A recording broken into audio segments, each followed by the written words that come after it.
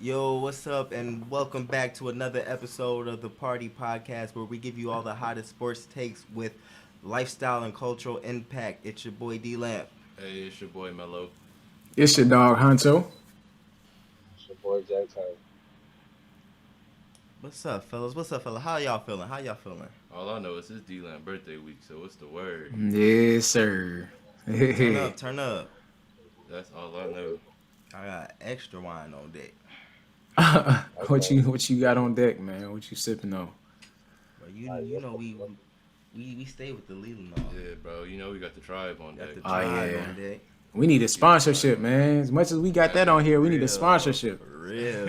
You man. know we got some barefoot too. Got some Yeah. Moscato. You know. Bro, Okay. That's swell. Yeah, bro. Just drank that. I love that song too. I might have to grab me a cup, bro. Messing Bro, with y'all. yeah, bro. Why not, bro? You not gonna be.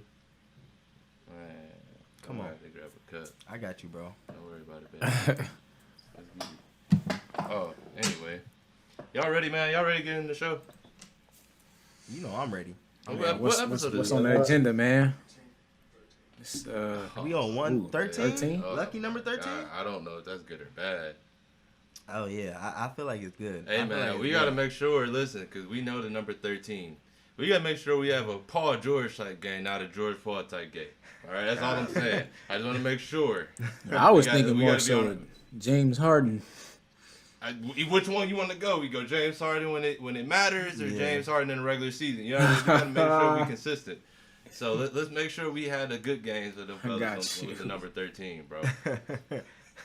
I like that. I like that. Anyway, let's keep it rolling. So we're gonna kick it off. You already know what we start off the show with, culture and lifestyle.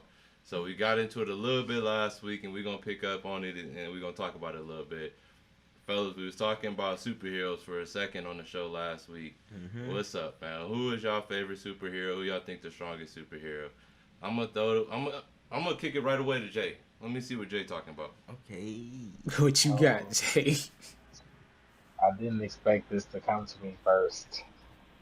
I know that's why I said Um, I'm about to throw you off. Let's get it on the spot.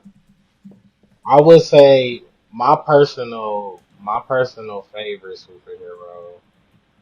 Oh, this is tough. This is tough. I really like Spider-Man. I'm a Spider-Man fan. I like Spider-Man. He's one of my favorite superheroes. But Yeah. um, when I think of superheroes, I like Batman. I like Batman. Like I like to play the Arkham games and stuff on PlayStation. So I would really say that's where my fascination of Batman. Like, of course, I grew up watching cartoons and stuff. Um, but I'd say, bro, I'm gonna say Goku. Goku probably my favorite superhero. Like, I rock with Goku. Goku, bro. I was a Super Saiyan. I still be, I get my anime phases. You know what I'm saying? I just feel like Goku. He always pushes limits. He always ready to fight. So Superman the strongest. I mean, we can't argue it. He's the strongest, but Goku probably tops for me. I'm gonna keep thinking Okay. on it because I want to definitely shout out a couple of other superheroes like Static Shock and like Kids Next Door. The Mm-hmm. K&D crew. No It Static was Shock like got a movie or something coming out. I hope I hope so. I so. hope that's I true. hope so. But go ahead, Honcho. Go ahead, Honcho. I'm keep thinking on it. I'm keep thinking on Man, There's too many heroes out here. it's a lot of heroes, bro. But I feel like me and Melo got the same one, Bro, we probably do. I ain't gonna cap. I know bro. it's an easy answer. It's a lot of great superheroes, but it's one that sticks out, and his weapon is called Mjolnir. Hey, that's all he got to do. That fucking coming back. Man, none other than Thor. Man, Thor is my favorite superhero. Honestly, before Thor though, I didn't really get on Thor until the Dark World. What was that, like the second one that came out? Mm-hmm. Yeah, I didn't really get on Thor until then. But like, I always rock with him. But just like the more I watch the movies, and then I start going back and reading about Thor and kind of like looking more into him. Like Thor is tough. Before Thor, I think my favorite superhero before Thor was the Hawk. But then I started reading more into Thor, which I still rock with the Hawk. But Thor is different, bro. Like Thor can do everything, dude. Everything. Yeah, Thor cut. Lamp, who you got? Man, this is tough for me because I don't know. I like a lot of superheroes, but It's so many. yeah, so many. But I ain't think Jalen was gonna say it, but I really like Static Shock. I used to watch that all the time when I was a kid. Like I really hope he comes out with a movie. That man, like just controlling electricity like Thor, I feel like it's cool by itself. Who? I'm a big Spider-Man fan too, just because he's really funny. I like when like it's comedy mixed in, like with, like your superhero banter and all that stuff. So I really like Spider-Man, and I played all the games. Well, I need to play the newer games. I haven't That played the newer games. Miles Morales. Miles Morales. I heard it's fire. I had the one before that. That jump was fire too. Yeah, I heard it's sweet. I need to hop on and play that. But yeah, I don't know who to pick. Black Panther 2. I was gonna say, bro. Facts. Black Panther Facts. 2. Can we Can't bring this up without Wakanda facts. forever. Can we just take a second? Facts. R.I.P. Chadwick Boseman. Facts. Chadwick Boseman. I don't know. It's a lot. It's a lot for me. So I don't know.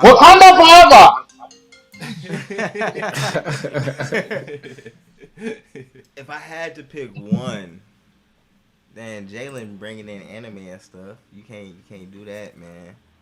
Opens up a whole another. Yeah.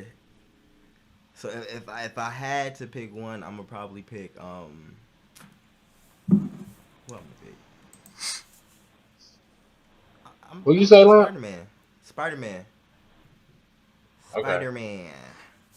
You know, we saving New York all day, every day, 24/7. I was gonna say somebody else before we got out this. Bro, Who was that is okay. Unfortunately, me and Van do got the same pick, but I think Van elaborated enough why Thor, and at least I'm in agreement with everything he said. I mean, Thor, he's different. He's a woman, man. He's different. Bro, low key, hold on, my bad. I can't remember which Avenger it was, but I think it was the first one. I think it was was it the first one in Age of Ultron? I can't remember, bro, but I think it was when it was on the plane. I think it was the first one. But Hawk was like, it was when he went like on the lower level of the plane, and then he turned into Hawk or whatever.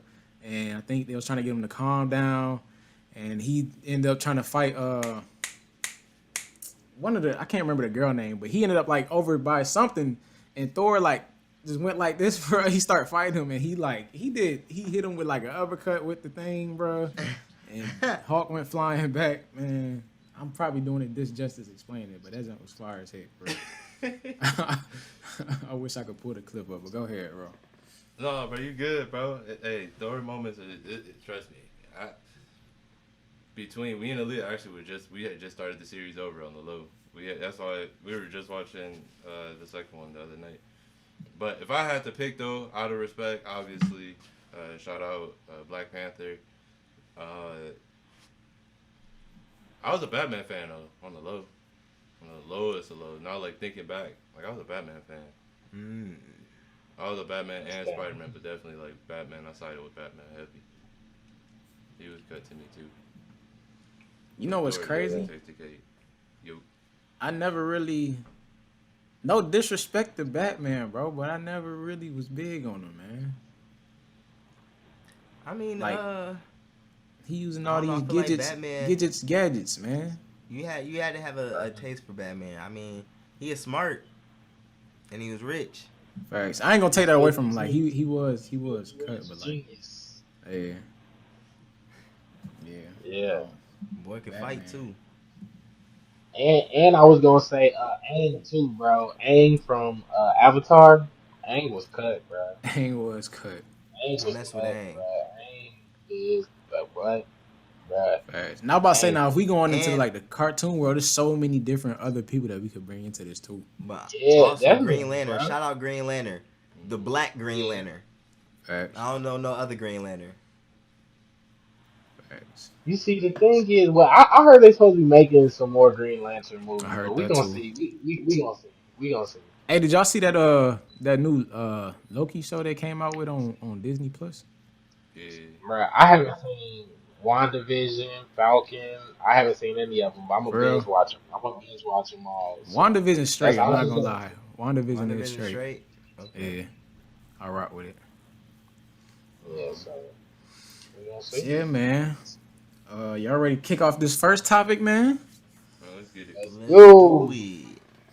So it was a big shocker that was big topic that was going on in the sports world, man. I think we kind of talked about it a little bit on last episode or the episode before. One or the other, I can't remember. But what'd you say, Melo? Go ahead. My bad. Oh, I thought you said something. My bad. But yeah, big wide receiver was in the market. Julio Jones, one of the best receivers in the game. He was traded to the Titans. So now they acquire. Actually, I think we did a prediction. I'm remembering now. We did a prediction where we all went around. We kind of said who we predicted that Julio was going to go to, and I think Melo, because he's over there smiling. I think he made the right prediction that Julio was going to go to the Titans. So now the Titans they got Ryan Tannehill, Julio Jones, AJ Brown, Derrick Henry. They don't have Corey Davis anymore. I'm trying to think of who else they Dude, got. that's a good core right there. Yeah. Facts. I mean, that's outside of the quarterback position. I mean, you're elite at running back. If Julio is still Julio, you're now elite at receiver as well. And he's saying that it was him coming back too early, which made his injury linger on for more time. Yeah. So he what said y'all- that what he took y'all- enough time to heal up. What y'all think that's going to do for their team in terms of comparison Yeah, from last year to this year? That's awesome. Frisker too. He's a pretty solid tight end. Oh yeah, Jonnu Smith. Yeah. Mm-hmm. Yeah. So how do y'all think that's going to affect their team in comparison from last year to how they could do this year? I think last year, I'm trying to see what their record was last year. I think they went 11-5 last year, and they were first place in their division, tied with the Colts. So how much a difference do y'all think Julio gonna make, man? Melo, what you got? I want to hear from you, man. Since you the one that predicted this, I want to hear from you. I'll say this: it's an upgrade, right? Like I said, you take away Corey Davis and you plug in Julio Jones. I would hope with the extra game that they acquired this year, I could see them going 12-5. Dang, I forgot about that extra game. Yeah, I mean that in a regular year, right? That's 12-4. So I can see 12-5. That's all contingent on which Julio comes back. Obviously, he's starting to get that injury-prone tag, but I believe he's only had 2 seasons where he actually missed, a significant amount of time with injuries. So I don't want to go that. I don't want to be jump the gun and start already using those words as far as injury-prone and all that. But he is getting to a point where this is make it or break it. I feel like for Julio this season, he's either going to be still considered Julio, or we're going to start seeing a sharp decline as far as just how the league views him. Will he probably still be able to make a roster, be in the league? Yeah, but he won't draw. He won't be that same. Yeah, he won't have the same presence as being Julio. All you gotta say is Julio, and we know who you're talking about. He may go back to Julio Jones after this. So I'm curious. I'm saying this is a make or break. That's just crazy that we're saying that. That's crazy. And I'm not saying that he gonna be bad. I hope Right. that he's Yeah. still what he is, but this is the season where, and it was similar with Steph going into the season, right? He coming off an injury, and it was like, is he really this? Is he that? And obviously he went on to show that he still has a lot left in the tank. Whereas we got to see what Julio got to show. So, let me hear what you got. So I like what you're saying.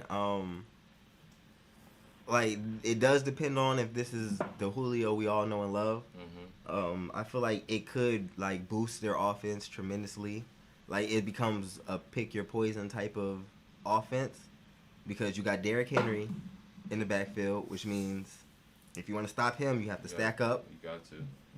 And then if you stack up, you got AJ Brown and Julio on the wing. So if you want to stop them, you got to play back. So it's like, what do you want to do? So what's going to happen? So I feel like, yeah, it's definitely dependent on what Julio Jones we getting. But I feel like their offense could definitely be something to reckon with if everything clicks and gets going. And also, he said that he's focused on team and making sure the team wins because winning was his ultimate goal in the first place. So he doesn't. He's saying he doesn't care how many passes he gets or how many targets like he gets. So we gonna see how it works out. But I feel like they definitely could go far. All right, Jay. This is a win now move. I mean, plain and simple. You got to win, or it doesn't matter. We're starting to. It's a lot of questions in the AFC. I'm gonna just put it like that. It's a lot of questions in the AFC, and when we get to breaking down these divisions and breaking down, who we think will get to the Super Bowl eventually, that's the end goal. Pat Mahomes boys. We all think Kansas City. I mean, so you add in Julio, you got Derrick Henry. I mean, you got the offense, but what I'm curious to see is I don't want Tennessee to go away from running the football because they are a good running team. So I'm curious to see how it just all meshes from a standpoint that, okay, how do we balance Derrick Henry getting his carries and how do we balance, getting the ball out there? Because at the end of the day, man, Kansas City is there, bruh. So Julio, you in Tennessee now? You with Ryan Tannehill, you with AJ Brown, you with a stacked team. I mean, it's win now. It's win now. That's a good Plain point and you bring simple. up, Jay. About not Facts. you can't lose your identity because you got Julio. Facts. That's a very good point you bring up. Go ahead, Huncho. Real quick, just Remy, shout out Flyyr Pop. Remy just shared a quote from Julio with us. It says, just to go kind of back to what everyone's saying about, Julio being a team guy. He said in the press conference, his first press conference with the media since the trade, he said, at the end of the day, you want to create a winning culture. However you need to do it, you have to get the job done. My whole career, I've never been a stat guy. I'm a team guy. Whatever they need from me, I'm going to do, and I will enjoy playing my role at a high level. Obviously, last keyword or key phrase to me is high level. Although Julio isn't a stat guy considered, what his stats are, that's just him doing his job at the highest level. So, I feel like this could be a great move for them. As far as Remy just said something else, just pretty much showcasing what Julio's stats were. 12,896 yards for his career, 60 touchdowns. Like, we know who Julio is. We know what he does. So, this just him coming playing at a high level, I can see them. And as far as worrying about a defense, from a defensive standpoint, now you got Derrick Henry back there too. So now, from an opponent's perspective, you're going from a situation where, when you were scouting this team last year, you're probably more so concerned about stacking the box and worrying about Derrick Henry. Yeah, they had AJ Brown and yeah, they had Corey Davis, but you more so worried about what Derrick Henry's bringing to the table. So you're more so considering stacking the box last year. Now you're coming into a situation where you gotta think, okay, do I want to stack the box or do I want to drop back in coverage? So you gotta kind of pick your poison. So I'm interested to see what they're gonna do with it. Like Zay was saying, they got the Chiefs to worry about too. So I don't know, man. I like. Go ahead, Jay. And I was just gonna say, let me add that like that's why we all love Julio. Like that's my thing. Like I don't think anyone has anything bad to say about Jones.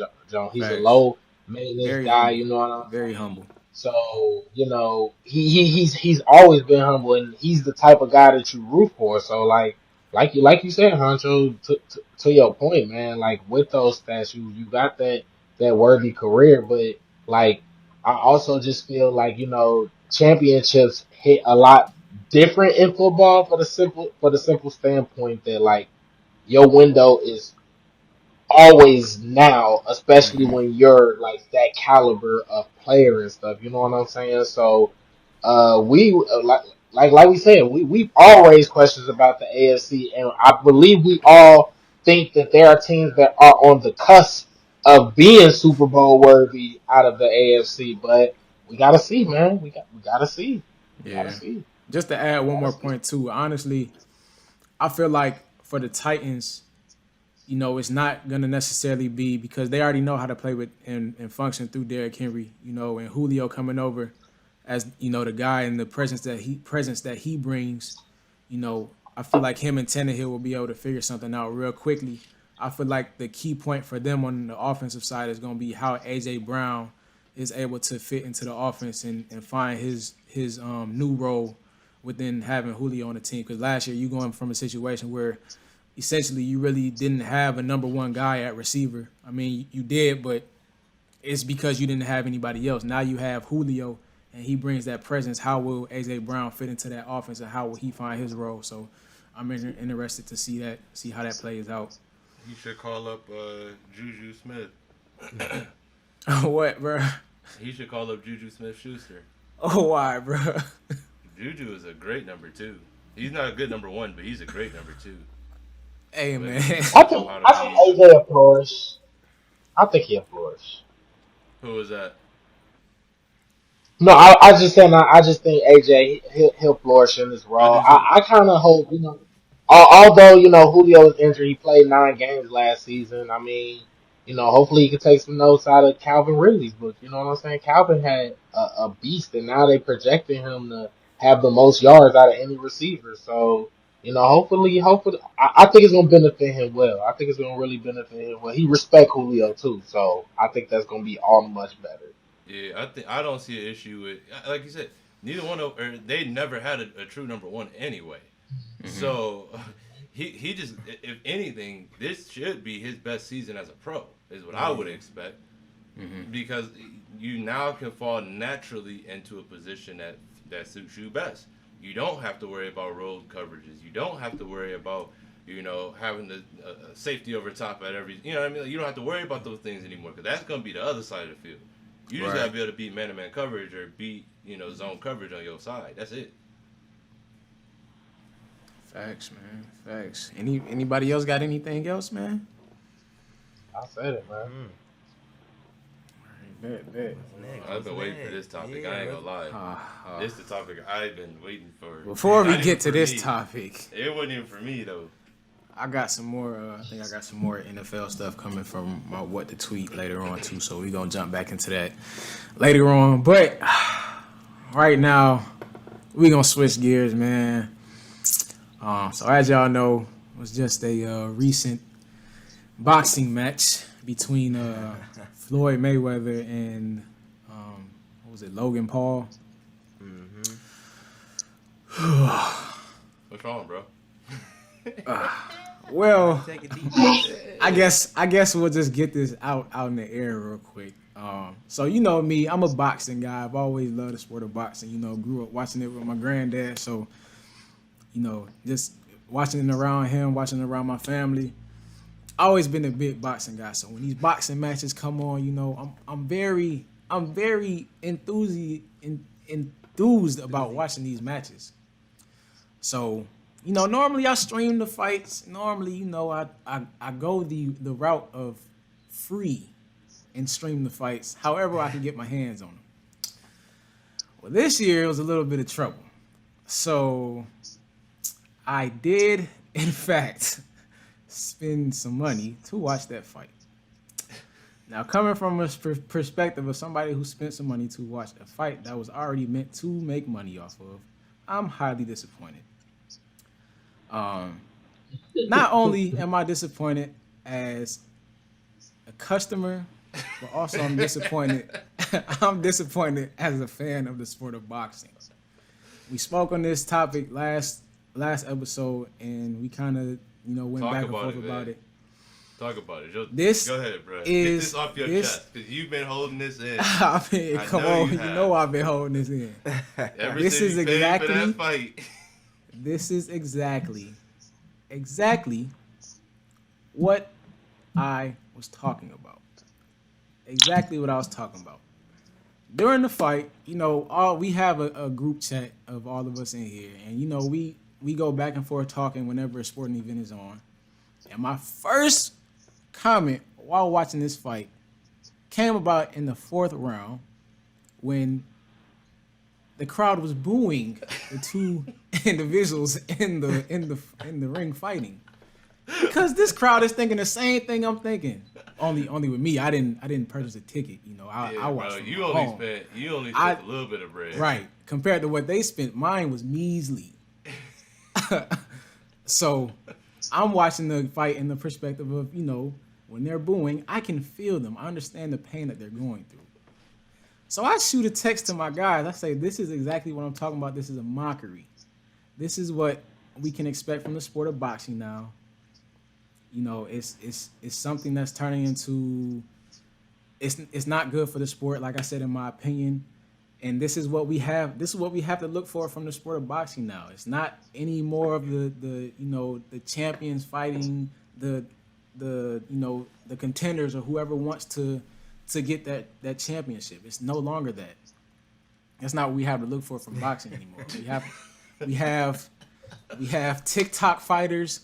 We have YouTube sensations getting in the ring that have a record of 0-1. Wait, but check it. You don't forget, this wasn't ever gonna have a winner or a loser. Come on now. Floyd held him up. He knocked the man down. He still held him up. No, I got you. Hold on, now we gotta get through this. Yeah, man. So let's. I want to hear y'all talk about it, cause y'all see my expression. Y'all see where I'm coming from. Who want to go first, man? The floor is open. Who wants to go? All right, let me get this out the way. So look, boxing has become clickbait. Obviously, I was clickbaited.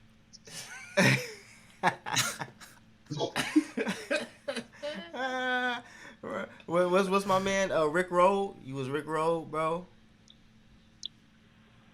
What'd you say? You was Rick Roll? Yes, man. Bro. So look, they are looking for people that have followers, have a following, a big following. And if you can semi-fight, like, all right, come, we'll accept you to come box because you have a following. And now we're gonna put you up against an actual boxer. Blah blah blah. It'll be good. Everybody come watch. Let's make some money, cause that's all it's about. As long as we make some money, we don't care what the fans think. We don't care what the fans say. Y'all can boo all y'all want, but guess what? Y'all paid. Y'all paid for them tickets. Lamb, bro, stop talking directly to me, bro. I don't like it. Hey, you going kind of hard, bro. Stop, bro. I said y'all, bro. I don't like the energy you coming with, bro. I said y'all, bro. Listen, bro. This is what they thinking, bro. This is exactly what they thinking. They was like, oh yeah, another person paid pay-per-view. Is that? Oh, there it is. That's Van Norris. Van Norris. There's another person. Look, it ain't like Vito's. They made sure they got your order. We got another person. Look at all these people paying for pay-per-view. Hey, hopefully y'all get a good match, but we got our money now. But that's what it's come to. If it was up to me, I wouldn't pay for nothing. I would have stuck to free 99. Hey Van, I want it, Van, you contributed to the $1 million sold in pay-per-view. I definitely did, bro. I definitely did. I want to know, but no, because last episode when we were talking about this, you said this was good for boxing, Lamp, and I want to know how. I Why told are you. looking at Lamp like that, I bro? told you. No, bro, I Lamp just already told you came how. at me, bro. Lamp already Bro, came at he me, did, bro. He did just get all in the camera. Bro, he looking right at you, bro. So look. But they don't understand real quick because y'all don't understand. When we streaming off a TV and the camera's over here, the TV's directly in front of us. The way that you're angled, you're actually looking directly at Lamp, for real, bro. Yeah, because we got our laptop set over here, but we're casting our video over here. So look, but I just told you how it's good for boxing, because all the people who set this up said we have 100. What was it? 100 million or 1 million? 1 million pay-per-view dollars. This is good for us. I don't know about y'all, but this is good for us. So that you said 50 million. So 1 million people bought at $50. So that's $50 million. Do you think that's bad for them? Do you think that's bad for boxing? You won 1 million. Do you think that's bad for boxing? No. I am. But what's the point of having all that money if nothing's gonna be done about it, man? They have boxing is at the point of where they have the most money ever, and the way they're getting all this money is from these fights right here. So this is how they're getting all this money, bro. Listen, that's like asking a scammer, bro, what you gonna do with all that scamming money you just got if you ain't got no real job after? No, I got bro. the money, bro. That's exactly. What do you mean? No, they got the money. They don't care. As long as they can keep making money, they're not gonna care. How long is that gonna last? Until people stop paying for pay-per-view, they don't care at this point. I feel like they don't care at this point. We'll get to that bridge when we have to cross it. Well, they gotta cross it because the niggas booed at a fucking main event for 4 fucking rounds. I'm sorry. So I mean, I'm just saying what I think they. Remy, cut that tape. I'm just saying what I think they're going through. We will get to that bridge when we sorry. cross it, but for now, we got $50 million. They gotta cross that bridge, bro. But what, This time. bro? You can have all the money in the world, bro. That's $50 million fine. will make you a new bridge. That's fine. Yeah, But bro, they're not gonna be able to repeat this. facts, they're going, bro. If you got to keep making new bridges, bro, you don't have any identity. Why do you have to keep continuing to make a new bridge? I'm not disagreeing with y'all. It's bad for the audience of boxing, which in the long term might be bad for boxing. But right now, $50 million sounds good to them. Shoot, $50 million sounds good to me. Shit. So if we're talking about right now, it's good for my money boxing. back. So I just don't think, and I guess the old saying is, no or bad publicity is better than better than no publicity or whatever. Mm-hmm. Dude, this is so bad. Like I don't know where boxing can go at this point. You're still relying on think about it. Floyd done fought, Mike Tyson fought Roy Jones. Like, this is what boxing has come to. Like, at some point, people are gonna completely throw the, no pun intended, throwing a towel on the sport. And like you said, you're gonna run out of bridges. Like, I don't know. It's just it's such a weird place that boxing is in right now. Like y'all said, they're making money, but it's like this way of it is obviously, like I said, it's unsustainable.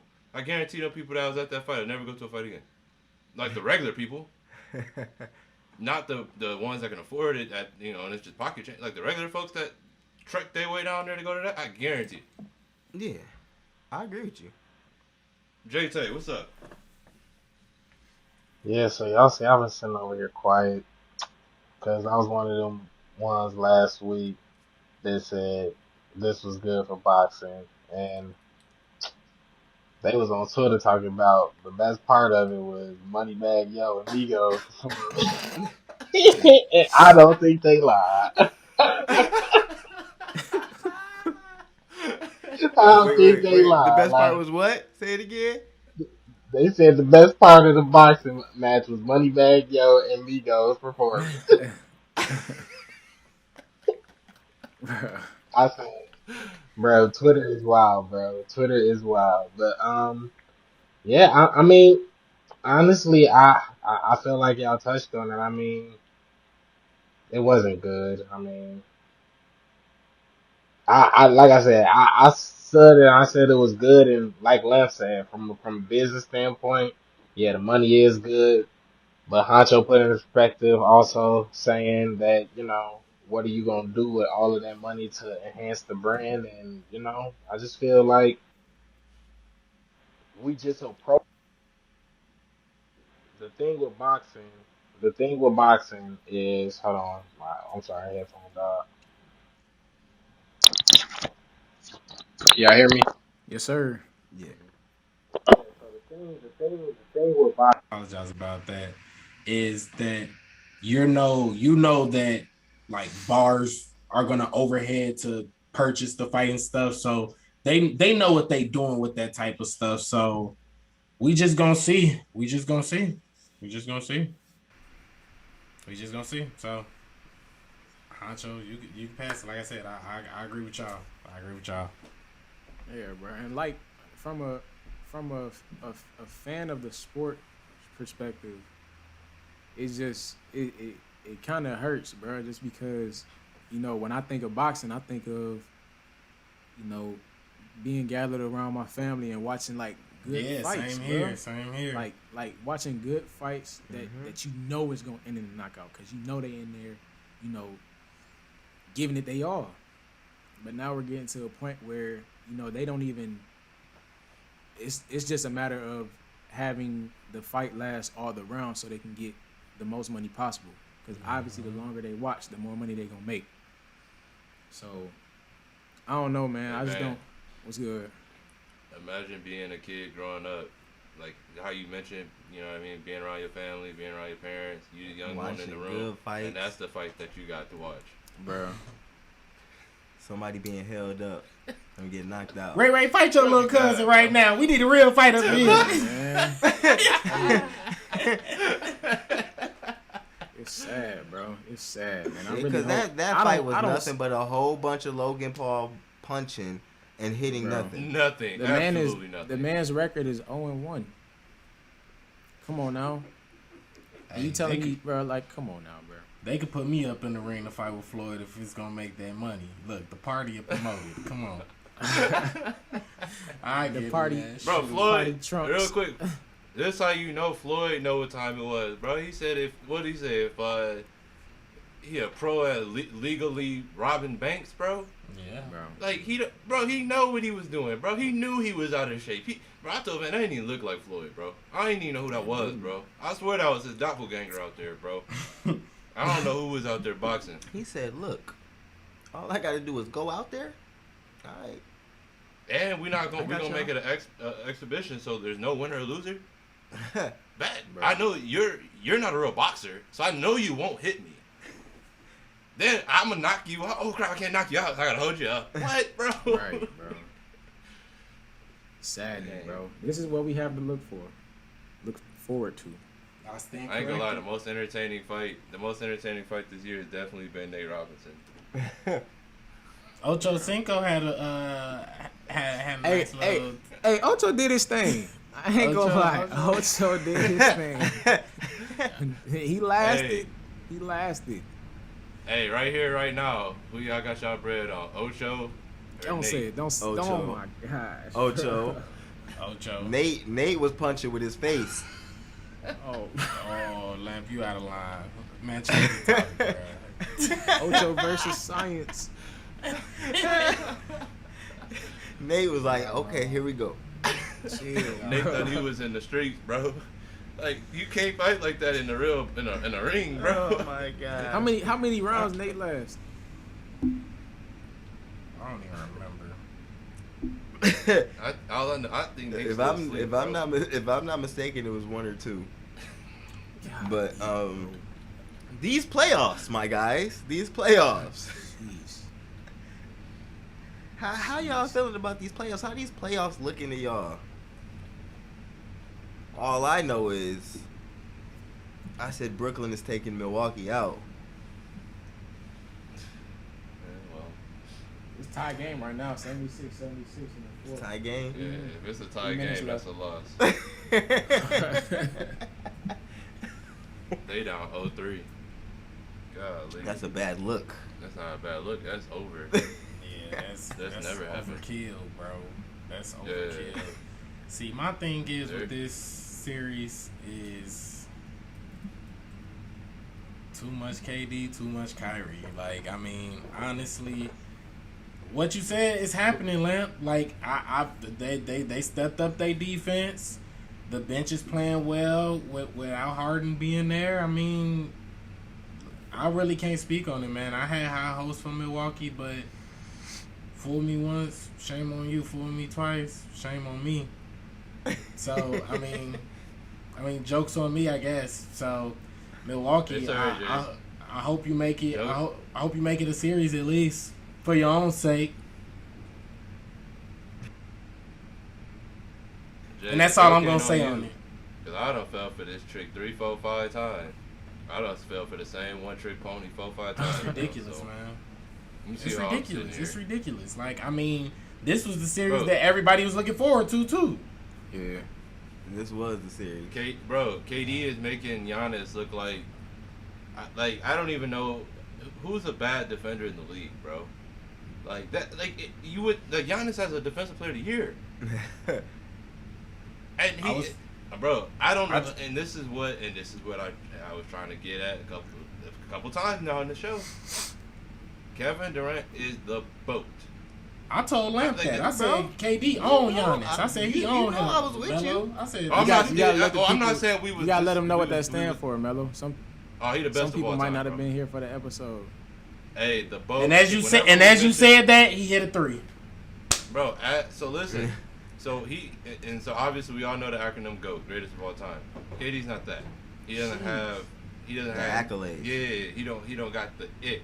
But as far as talent and just excuse me, he the boat. He the best of all time. Like I don't. You'll never see anybody. I don't know, but it's going to be a long time before you see anybody that resembles KD. Y'all do realize he's what 32 right now, 31, 32, coming off a torn Achilles. Right, bro. And is That's not easy. 50, 90. He's not 50, 40, 90. He's 50, 50, 90. Off a torn Achilles. He's the best player in the world off a torn Achilles, bro. That's crazy, Like- bro. This dude's the boat, bro. That's I'm for trying those to who tell don't know. you. That is a career-ending injury, just about. Not, I mean, like Yeah. you're not gonna come back the same. You're not supposed to actually to come back the same from Bro, he came back better. Like I told y'all, y'all gave Porzingis the wrong nickname.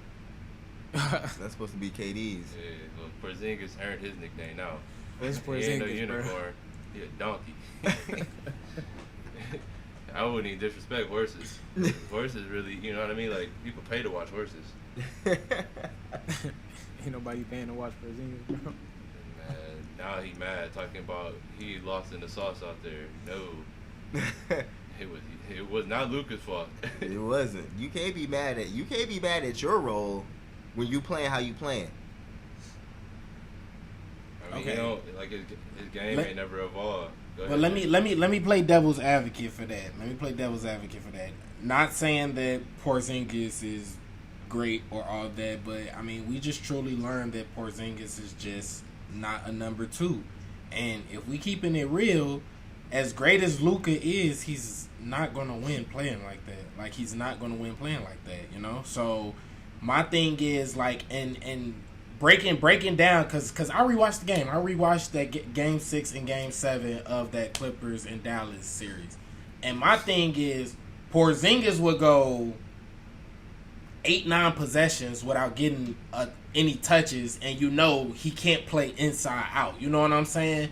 So my thing is, it was something that was trending about Mark Cuban saying that he wasn't gonna get rid of Rick Carlisle, and I feel like, just rewatching some film, it's some adjustments that could have been made for them to beat the Clippers. But, I mean, none against Luka Magic, you know what I'm saying? All this Larry Bird comparison, like, stop it, Luka is Luka, you know what I'm saying? And he balled. He played his heart out, nothing against him. But, just rewatching those last two games, I was just like, as much as cool as it is to watch it and to marvel at him, bro, he's not going to win playing that way. And hopefully they make some adjustments, so we'll see. So listen, piggybacking off of that, and we can go back to Milwaukee and Brooklyn after this.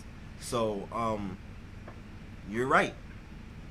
There were definitely times where Porzingis wasn't getting touches, but that's something you got to bring up with your coach, because there should have definitely been times where Porzingis was on the post and let's just dump it down to the big man and let him work. Yeah, Rick Carlisle, bro. Rick Carlisle. I don't ever recall and I've been watching Porzingis, since the Knicks. I don't ever recall hearing him clip for the ball. Give me them. Yep. So I can't put that on Luka if you standing in the corner. Yeah, that's my thing. That's you gotta make something happen for yourself. You can't be like, oh, I'm an afterthought, and not even ask for the ball. You started thinking you were an afterthought, and you played like an afterthought. Exactly. That's exactly what happened. I guarantee if he was getting buckets, we wouldn't be having this conversation. Like if he was getting buckets, I guarantee Luka would have been like, okay, hey, here you go. Like Luka had 15, 16, 7. What do you have? 15, 16 assists. Yeah, 15 assists. Yeah, that's why I say playing devil's advocate. I know what you're saying. He Luka handled ball. him. He going.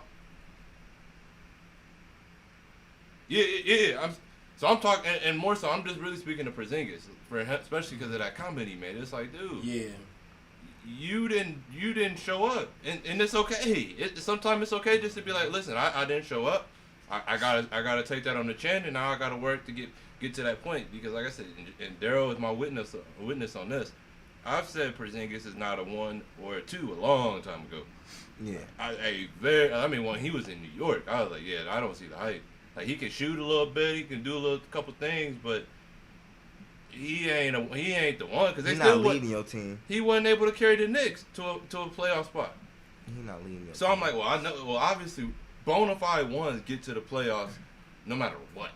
You know what I mean? So I'm like, obviously he's not number 1, and being a number 2 to Melo, he still didn't even look like a good number. Like he was a solid number 2, but they weren't winning. Mm-hmm. So I'm like, well, he can't help you as a 2 win.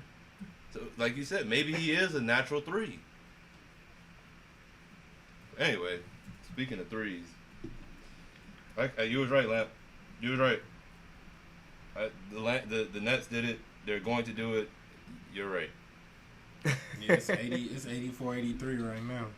Oh shit! If it's close, Brooklyn gonna win. They up. They just Milwaukee don't have any closers. Yeah, the Bucks up by 1. It's 84-83. But Milwaukee don't have any closers. That's the problem. Yeah, if it's close, I'm taking. But they got Milwaukee just won it. Milwaukee just won it. They just fouled them. Yeah, they just fouled them because whoever. It's 2.8 seconds left, but they about to go to the free throw line. But I don't know who just inbounded that pass though. But it looks like it's about to be 2-1. So. Okay. I don't know, man. They got for basketball. They still got a timeout. Yeah, they still got a timeout. We gonna see what happens. Yeah, we gonna see what happens. KD. Yeah. Whoever open at the time gonna get it. Well, I know who's always open. KD. You better pass it to 7-11. 7-11. You better. Milwaukee got to inbound the ball. They got to inbound the ball. Oh, they ain't get no free throws? That's bad. They just fouled them. That's more They time. just fouled them. They just fouled Middleton. 84-83. Middleton going to the line. So if he hit both these, both of them. Yeah, because like Melo said, somebody always open, especially at the top of that key. But so it's the fourth, right? Yeah. What's the score? 84-83. Middleton at the line for 2. Imagine that the Bucks decide to play. They're like somewhat of a defense. Like this is a defensive battle. Obviously, the Nets they're playing their normal defense, but it's like the Bucks finally done decided. Oh shoot, we got one of the best defensive teams in the league. Let's try to play some defense today. Because the Nets have been playing defense all series. I ain't got nothing to say bad about them. Yeah, like, you know what I mean? They have. They've been taking What Milwaukee about out the game. Which one you gonna talk about? man? Phoenix looking like they the ones. Hey, I ain't gonna lie. Phoenix is Is it tough. too late to Jalen? Is it too late for me to say Phoenix going out the West?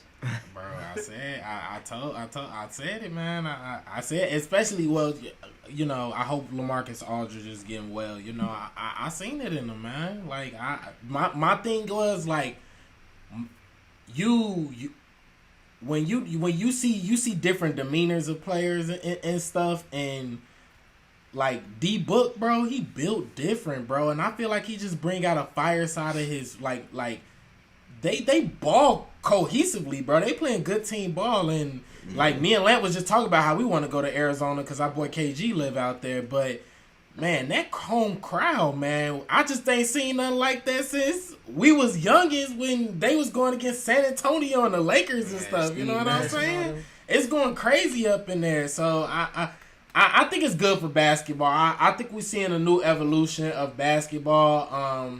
You know, like we said, this is the first in 10 years we're not gonna see Steph or LeBron in the finals. So I think it's pretty cool to see what's going on with Phoenix, and shout out to Jokic too. He is the MVP. To Lamp's point, nice. Lamp has been saying that throughout the entire show, the duration of the show, talking about Jokic. But if you're MVP, my boy, you better get 2 wins, bro. Y'all better win these next 2, bro. You can't lose these 2 in Denver. I mean, as but the MVP. This last game wasn't on Jokic. This last game wasn't on Jokic. I'll tell you that much. Yeah. I agree. I just feel like it was better Phoenix, bro. Like, and even there wasn't even a high like a 25 plus score on Phoenix in game 2, bro. They were balanced, bro. They were balanced. They scary, bro. And that's Milwaukee thing, won. Right? That's the thing that scared Milwaukee me. Won? Shout out Milwaukee. Yeah, good yeah, job, Milwaukee won. 2-1. That's the thing that scared me, Jay, about the Phoenix Suns was that they are so balanced. I didn't know if I could trust some of those players in big games, and so that's where my hesitation came in with the Suns. Because essentially, even think about it, I was one that said if Golden State would have had to play them in the first round, I would have took Golden State because of the fact that I just couldn't trust those guys on Phoenix yet. Yeah, they're taking that step, and we're watching it, we're witnessing it, man. Like this is. We're watching the next great, talent in Devin Booker, step into superstardom. You know what I mean? So, like you said, as the league, some of these our generation of players are getting older. We're seeing that new wave is taking over. Obviously Luka right on the cusp. He's knocking on the door right now in the playoffs. Yes, sir. But quite frankly, let's be honest. Like I said, we can make an argument. He's been the best player top in the playoffs. 5. Yeah. What I mean? Top 5 player. So. It's cool. It's cool to see that. It's cool to see these players taking that next step. Like I said, shout out Phoenix. They my dark horse right now. I ain't gonna lie. Hey, they going dumb. Also, shout out Chris Paul because he had 17 and 15. No turnovers. I think that's happened 6 times since no NBA. anchovies, bro. No anchovies, bro. They got a stat sheet stuffer. What? Oh yeah. I mean, I don't know if it was a stat sheet stuffer, but he ain't had no anchovies on that piece. But he had no turnovers with 15 points and 15 assists. I think that's happened 6 times since they added the 3-point line. And guess who has 3 of them? CP. Chris Paul. Yeah, CP3. In 3 different decades too. Yep. Hey. I can't help myself. Y'all see what Skip said? What'd he say, bro? Skip say, man. Skip said he said he ain't top 15. Skip said he wasn't top 15. Now I saw that. Oh. Skip said he not top 15 point guards all the time. He said I can't have a player with no MVPs and no finals appearances, a top 15 point guard ever. Bro, context matters, man. He said he said there's too many dudes that done put in work and done got MVPs or championships, bro. He said he ain't got neither one of them. He said right on schedule. The one time he could have got to the finals, he got hurt. Sheesh. I wouldn't say top 15. I'll give him 16, 17. You 16? I Making give that that top 15, bro. I could give him. I could say he's probably a little bit outside of top 10. 15, 16. Yeah, that's still a little bit out. I ain't say top 15. I would have to write it down, but I think he if he get this title this year, I mean, Right, that changes everything. Now he's top yeah. 5. He's cemented. He's top 5 cemented if he wins the title. It's just and not that I agree with Skip. I'm halfway trolling, but I do. To his point, I've been very adamant on that. He ain't led the team or been on a team. You don't even got to lead it. Been on a team to get to the finals, and some of those accolades. That piece is just tough. You know, it's tough. But obviously, Chris Paul has been the key piece in turning this team around, taking it over the hump. And like I said, they're my dark horse right now. I'm watching. We've been watching every Suns game. I mean, I get hyped watching them boys. All I know is I got a bottle up if Jazz make it to the next round. Hey, I'd happily might as well get to that series. If they go out to the Suns, I won't even be mad. Like that Suns team is just. I mean, It's they're a good that Suns impressive right team. now. Yeah, that's a Outside good of Suns the team. Bucks, I mean, the Suns are like the hottest team in the league to me right now. You said outside of the Bucks? I mean, not the Bucks, the Nets. Outside of the Nets, I mean, they're rolling, man. They are though. They definitely are. And I'm not even. I can't even disagree with you. Like if the Nuggets lose to the hottest team in the league, I'm not gonna be mad about that. They just ran into a really, really good team, too. Because the Suns keep playing like this, they'll get to the finals. They'll come out the West. Because the Clippers ain't gonna be able to. And I don't think the Jazz can beat the Suns. Yeah, I don't know. Yeah, I don't know if that'll be a good series, but I don't know because both they match up really well both with clubs, them, and it's gonna come both down clubs to play D-Book team and ball. Donovan. Both clubs play team ball, so like it'll be a good one, but that's definitely a tough one. I feel like you said, it'll come down to Book and Mitchell, and see who really trying to lead a team to the finals.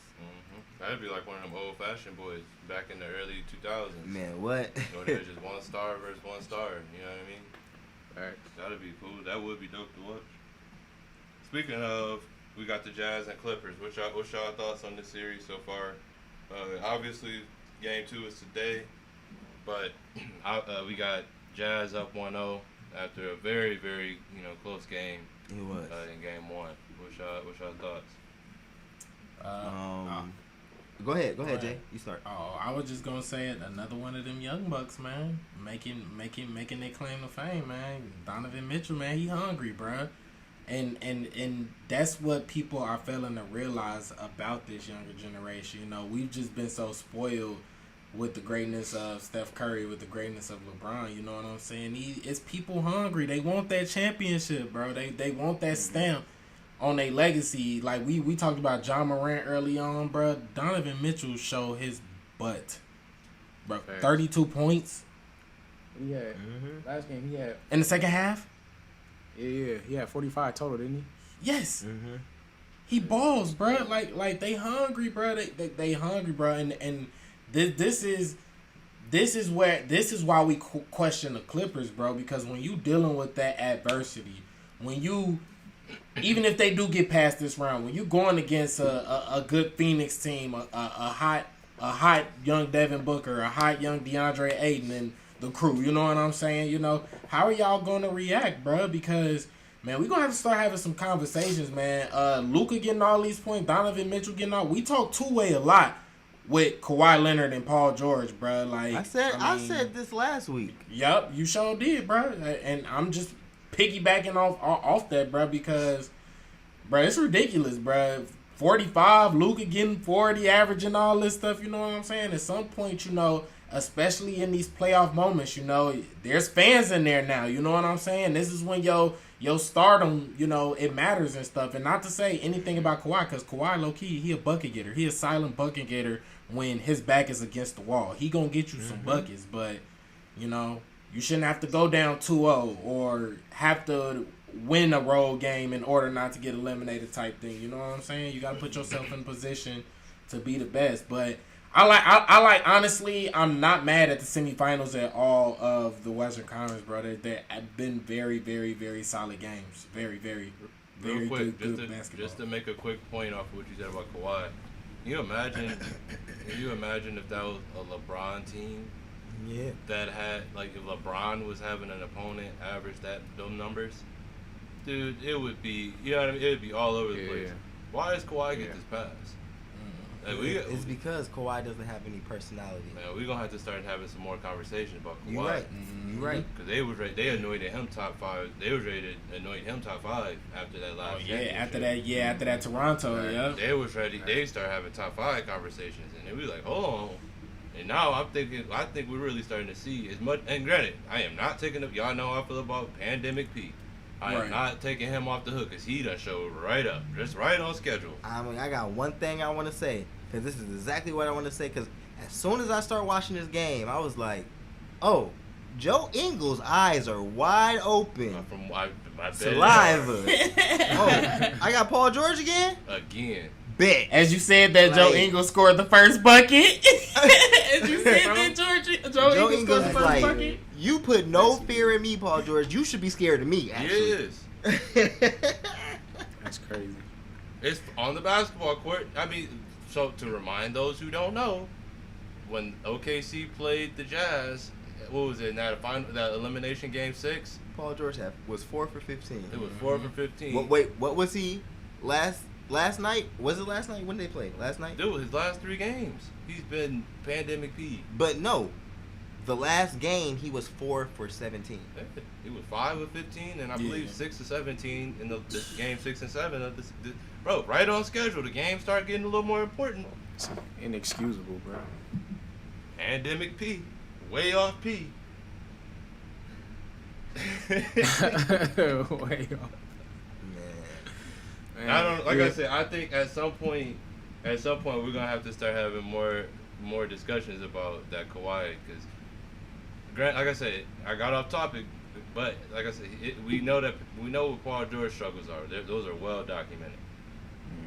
But now it's like, okay, can you really lead a team to a title? Because we know what happened with Toronto. Not even talking about the injuries, but you came into he got traded really to the best situation he got traded. Yeah, that was a perfect situation. Perfect. It was perfect. And that's nothing against Kawhi. But remember, they won 60-plus games the year before, and they was the number 1 seed. Let me interject real quick. If you want to compare it, you can basically say it was like Chris Paul going to the Suns. Yeah, it was. And then they made a trade in the middle of the season to get even better when they got Marc Gasol. Yeah, Marc Gasol, So, then you get Pascal Siakam steps up. I mean, we know the story, and then obviously we know what happened. We knew what happened in the finals, right? Even without KD, if Clay would have finished, they probably still would have lost. Like, the Warriors would have won that finals. But after he beat that injury-riddled team, that's when they start hyping him all the way up. And it's like, well, he ain't did nothing since then. Other than not play a bunch of defense. Because like Jalen and Daryl been saying, they not guarding nobody. I mean, Luka is not afraid of him. Donovan Mitchell, not afraid of him. Donovan Mitchell can't score more than you and Kawhi and Paul George put together. Yeah. And y'all supposed to be the next Scotty and MJ. This man has been in the league for 3 years. Bro, y'all do realize Donovan Mitchell is 6'1", bro. Yeah, I'm about to say. Yeah. And that's still the NBA listed. If you look, he's probably shorter than that. He may be 5'11", 6 foot. Yikes. I feel like I was just gonna say I feel like this is where we're gonna see the biggest difference between this last year's playoffs and this year's playoffs, right? Because last year we had a situation where we didn't have fans and they didn't get the chance to play in front of fans. Now we're at a point where these stadiums just about packed. Yeah, so just now getting into the heat of the playoffs, feel like that's gonna be a big factor in how some of these series end. Mm-hmm. For sure. Shout out Jay-Tay on the Suns. Facts. Yeah, you called this a while ago. You did. We gonna You called see, this from man. the onset. We gonna see. But let's talk about my background. Let's talk about the team I got in my background right here. I got Atlanta in my background. Had to show some love to it's 1-1 down in that series. But how y'all been feeling about that series? I think that one's been a pretty interesting one too. Hey. Go ahead, kick it off, Lamp. So I feel like Atlanta's gonna go as fast as Trey can keep things moving. So when I say that, Trey really has to balance his scoring and his distributing. And I feel like he's done a good job throughout the playoffs. Because when they need a bucket, he gonna get you a bucket. But he also is trying to get everybody involved, keep John Collins' confidence up, and keep him going and stuff like that. So I was surprised when they're able to take that first game. And then, Embiid does Embiid things for the next game. So we gonna see, like I said, we'll see how the Hawks do. I feel like if Trae Young can keep them running smoothly, I feel like this will be a good series. This will definitely be a good series. But I gotta see. I got my eye on Ben Simmons. I got my eye on, like I said, Trae Young, and I got my eye on John Collins right now. So we gonna see what happens. And this next game is Tomorrow. in Atlanta. Game Atlanta. 3, they in the A. They In bringing Atlanta, it back okay. to the A. Cool. Go ahead, Huncho. Yeah, just to kind of piggyback off what Lamp said. Well, honestly, like Lamp said, this series for the Hawks is very dependent on Trae Young. If he's at the top of his game and if he's able to, with him, I feel like it's just an understanding of you got to know when to attack and when to take over and say this is my team, and then also be able to balance that out with I got to dish the rock out. I can't just do it by myself. I feel like, me personally, a big X factor in this series is Clint Capella. With him being able to, if he's able to not hold, but at least somehow contain Joel Embiid as much as he possibly can. I feel like that's a big difference maker. For the 76ers, I feel like Tobias Harris, if he's able to really get in the flow of going, that could be big for them too. So I'm liking this series. I'm liking this. I'm really looking forward to tomorrow's game. So I think you said if who can get going? I think the Hawks are gonna win this one. That's what I said, bro. This next game. Yeah, I think the Hawks gonna win this one. I like how you try to slip that in there, Melo. I just didn't hear who you said was going on. Trae Young, bro. That's who I said. Oh. No, he was a nice Trey. He was he was cold, all right. No, I real quick. I'll make mine quick. I think this series is going to be an entertaining one. Obviously, Trey is playing good ball outside of the game that they just had. They didn't necessarily play all that well, but you expected that from Phoenix, or not Phoenix, but Philly, right? Like, you losing a home court. A good team at this level should respond that way. So, really, I think a lot is going to be told about this coming game, Game 3, right? Philly coming off the win. Obviously Atlanta going back home. Now they got a little extra. They got to be extra motivated now because they really, even though it's only 1-1, Atlanta handled their business. Yep, they did what they were supposed to They do. did what they had to do. You take one. They did what So they had one. to do. Now they got a whole serve, so this is a big game. It's a lot of pressure on both parties at this point because you don't want to go down 2-1 if you Philly, but you also can't squander this opportunity because just like that, if they lose their Game 3, if Atlanta lose Game 3, it's just like that. It's back to Philly got the advantage. So this is a pivotal game. I'm excited for this game tomorrow, man. And Jay-Tay. Yeah, yeah, man. I can't agree more with y'all. Joel Embiid is gonna do Joel Embiid things. We saw that in game 2. But really, I really don't think it's even predicated on Trey. I think Atlanta's strength. If Atlanta's going to win this series, they're going to win the series shooting the ball. So they gonna live and die by their shooting. They're a good shooting team, and I think people are starting to notice that. But I just think Nate McMillan brings that out of them. So I really feel like The of course, like, the pressure is on Trey, but Trey Young's built for these moments.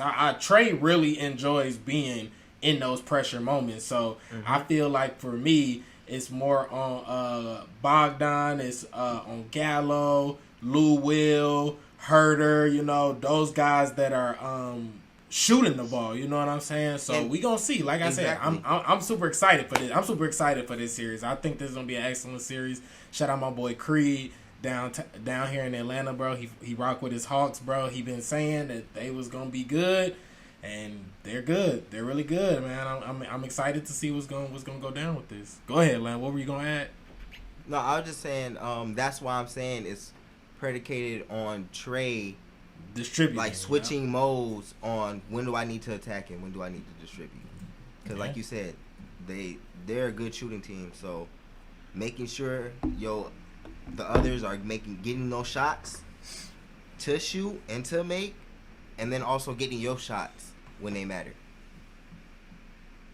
Yeah. Well, let's keep it moving, fellas. We are into our special segment, and we are doing What the Tweet, where we take those tweets from online and we just put them up here right on the spot, and we go into doing our party thing. So Remy, cue us up, man. Just throw up anyone, the first one that you got queued up for us, and let's get it. Yeah, let's see what this first one sir. is. Who is this? It ain't me. Let's get it, fellas. Let's get it. Hey, I say Melo. Oh, all right. So, Nets Mike D'Antoni is interested in replacing Terry Stotts as Blazers head coach. Obviously, Blazers mutually parted ways with Terry Stotts this offseason after another disappointing playoff run. Fellas, let me hear your thoughts on a possible Mike D'Antoni, Damian Lillard pairing. Let's start. I'm going to start with Van. Go ahead, Huncho. I just have a question. Why would you want to leave? Like, why? It seems like you have what you want there. I mean, why would you? There's a lot of people who want to be the big fish. Yeah, he still want to be. He's still, he was the coach of the year rather. So he not excited. I mean, I get that, right? Like, I'm assuming that he wouldn't be excited about being a assistant coach when he thinks that he still can win a title himself. I mean, he probably only excited about being there with James Harden for real. So, I mean, I don't too much know how to feel about it. I mean, I've never, I feel like D'Antoni in situations where he has, those big time superstars, I really haven't seen much come of it. So for him to go team up with Dame, I don't know what difference that would really make. And maybe I'm ignorant in speaking this way, but based off what I've seen, I don't see what difference this really would make. If I'm wrong, please let me know. Can I go? Go ahead. So tomorrow's Friday, and y'all know I love the movie Friday. So my boy Debo, rest in peace to Debo. But when Debo stole that bike, he told that man daddy, he said, "You want something too, old man?" What that old man say? No. And that's the exact note I got when I seen this tweet. No. Keep Mike D'Antoni away from Portland. I honestly, so I'm not tripping. No, I don't think you're tripping. All right, cool. Okay. I wanted Jason Kidd to get the head coaching job in Portland, but he already said that he doesn't want it. I just don't think Mike D'Antoni is the answer. We know that Portland can score a lot of points. I don't think that's really a point of emphasis. You need someone who's going to build a culture there. Terry Stotts, no shade to him. He got him to the playoffs and everything, but there's no culture. There's no identity for Portland. But getting bounced out Dame being real good and them getting bounced out the playoffs. So I just don't think D'Antoni comes there and change that culture. So you want something too old, man? Nope. So I'm going to leave it at that. I'm just gonna leave it at that. No shade to Mike D'Antoni. Hey, Jay, he said, I don't know why you come over here messing with these. Bro, why was we just watching Friday? Literally the other day. Man. Shout out Ice Cube. Shout out Friday. Man, Shout out Debo, man. Who you passing it to, bro? I'm gonna pass it to you, Lamp. This Melo tweet I'm gonna last. Alright, so low key, this to me, and I'm playing devil's advocate here. This is interesting. Alright. And I say this is interesting because we already know the Trailblazers don't play any defense. So Mike D'Antoni is like, that's right up my alley. I feel like True. Touche. I feel like the Trailblazers with a different offensive scheme could shake things up, but are they really going to get there?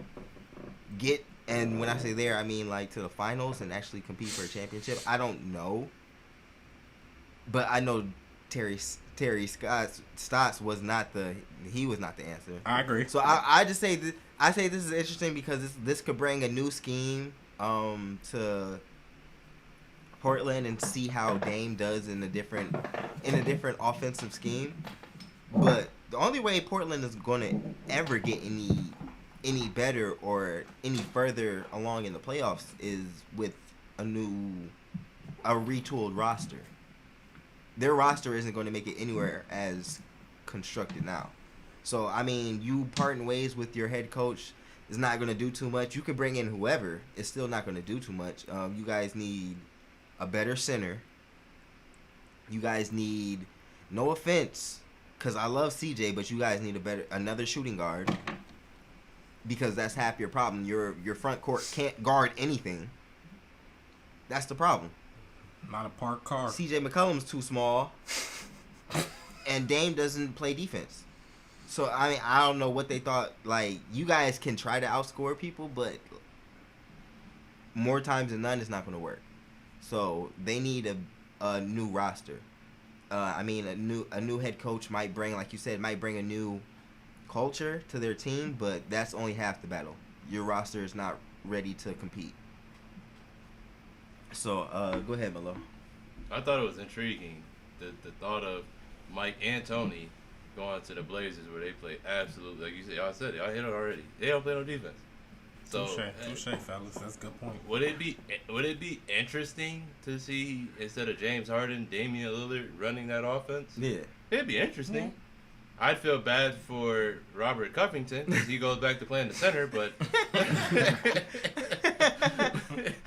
Melo may be out the league again, but you know, Dang. yeah, if because this just says Mike D'Antoni's interested. If the Blazers, and Remy, you can cue up the next one. If the Blazers do this, like Damian, it's time to go. They don't care about you. Save him. Hey, it's time to go. You need to get on the next thing out of there, bro. Tell me when to go. Man. Shout out to the Bay, because Dame from the Bay. Man, E40. This got to be Lamp. How you know? I just got a Ain't feeling, me. man. I got a feeling. Man. It ain't Jay. It ain't me. It was me. So look. Magic said it's 3 stars that have turned into superstars. And that's Trae Young, Devin Booker, and Luka. I want to know how y'all feel about that. And granted, this might be quick, but I just want to hear y'all take on this. I want to know if y'all agree, or how do y'all feel like it? Do y'all think Magic is late on this bandwagon, or is he talking about something here? Melo, go ahead.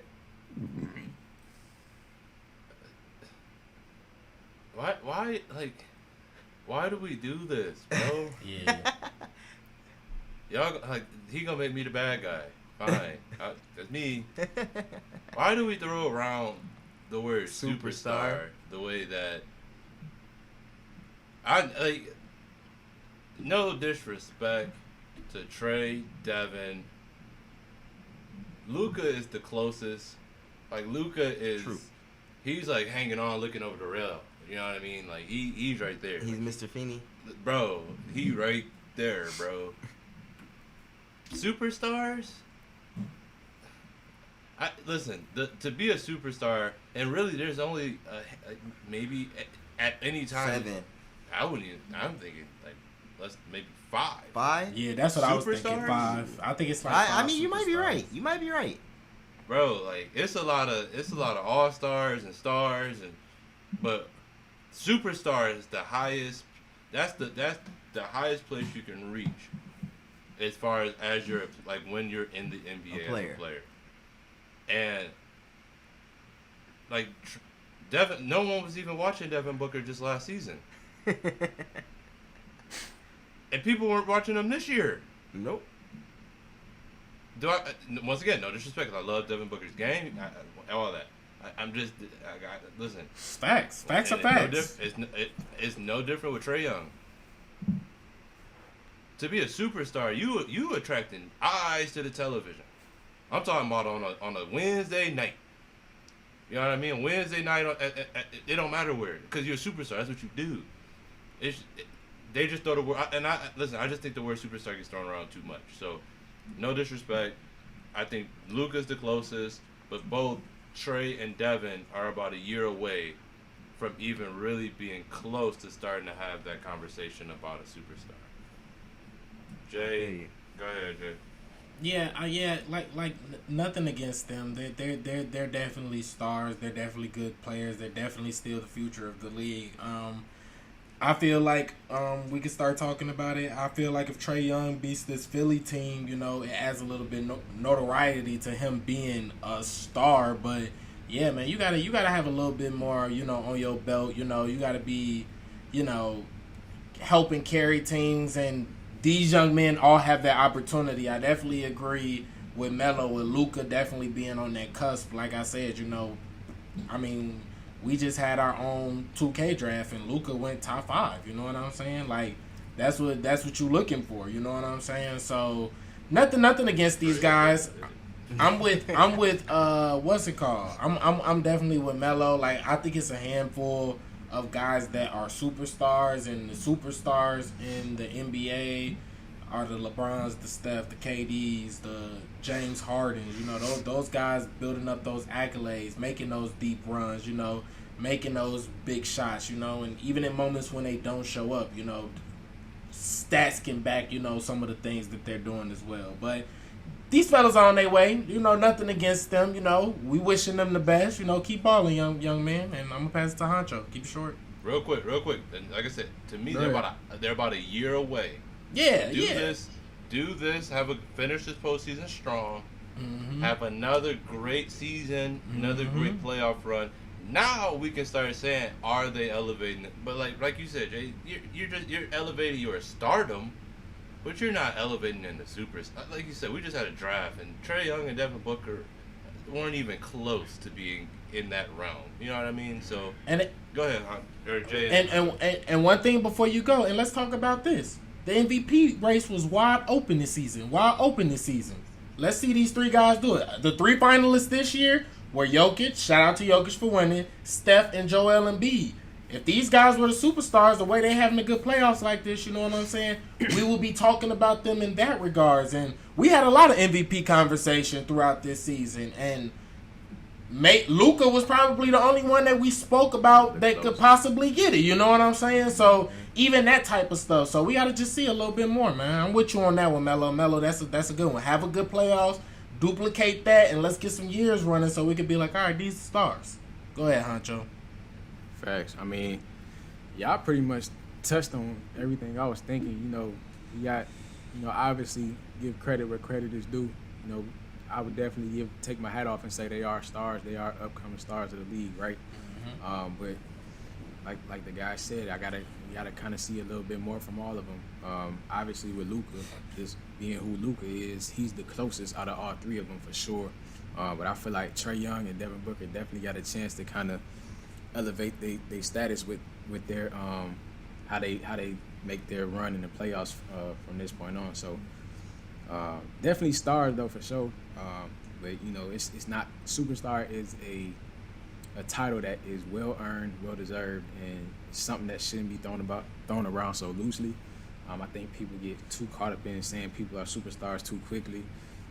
Behind the word superstar, it's a lot of credentials and it's a lot of weight that title holds. So you gotta be elite for that title. So do I see them getting that in the future for sure? But like I said, it's for Trae Young and Devin Booker. You know, this series or this playoffs will be big for however they are labeled in the future. Lamp, what you got? All right, so y'all boys actually y'all hit everything on the head. Melo said it perfectly. The media loves to throw superstar on people, especially quickly. That's the problem. We need to wait. Like, we're so ready to make somebody a superstar because they had a good year or they had a good run. Let's wait a second. Like, people have 10-year, 20-year careers, and you're ready to label somebody a superstar off 2 years? We need, like y'all said, we need to see more. So, if anything, Jason Tatum needs to be up here before Trae Young and Devin Booker. Talk about it, man. This is their first Talk about Tatum. series. Like, I'm surprised they even. I'm sorry, but if we're gonna put these three up, well, at least the other two, where is Donovan Mitchell? Exactly, Donovan Mitchell as well. That should be the three. It should be Jason Tatum, Donovan Mitchell, and Luka Doncic. Those are players we've seen before in the playoffs. Those are players who've actually balled in the playoffs. Jason Tatum just had 2 50-point games in playoff atmosphere games. Very true.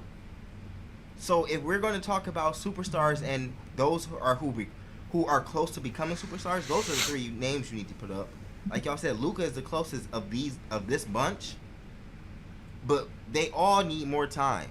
There's still a lot more growing that they all need to do. There's still a lot more they need to learn about the NBA as a whole. Yeah. Like, this is them getting their experience now. They're just getting their feet wet. Yeah. So once they become full-time swimmers, that's when they are superstars. That's when we anoint them with that superstar title. Right now, they're still trying to learn their way throughout the league.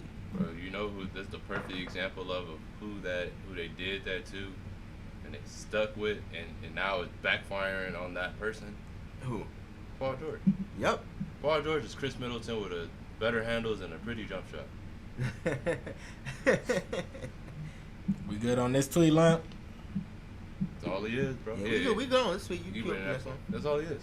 You right, bro. Chris Middleton ain't ever been considered a superstar. He's Chris Middleton with a pretty jump shot. Yeah. I mean, but the thing is with... Hey. Let's do it, Jay. Let's do it, Jay. We'll get back to that. So let's do it, Jay. In honor of Julio Jones going to the Titans, I just thought it would be fun to bring some football in here. And I'm curious to see, which receiving duo is the best. I mean, we always talking duos in the NBA, so I thought this would be a cool one. So they got Hill and Kelsey, KC. They got Tampa, the Tampa boys, Evans and Godwin. They got Julio, AJ, Thielen and JJ, of course. Diggs and Beasley. That's interesting right there. Cooper and Lamb, Beckham Jr. and Juice Landry, and then Metcalf and Lockett with the Seahawks. So this is tough. Who am I going to pass this to first? Melo went first last time. I'm passing it to Lamp. Go ahead, Lamp. Oh, don't pass it to me. Don't pass it to me. Oh my goodness.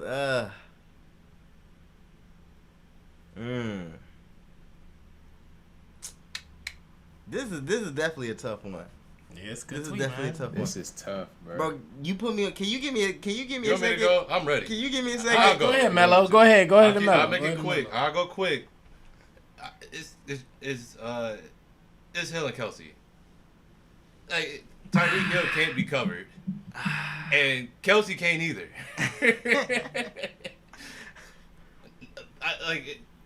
It's Hill and Kelsey. I like Evans and Godwin. I don't know why Cooper and Lamb are up here. I don't know why they could just put Diggs up there and I'd be fine with that.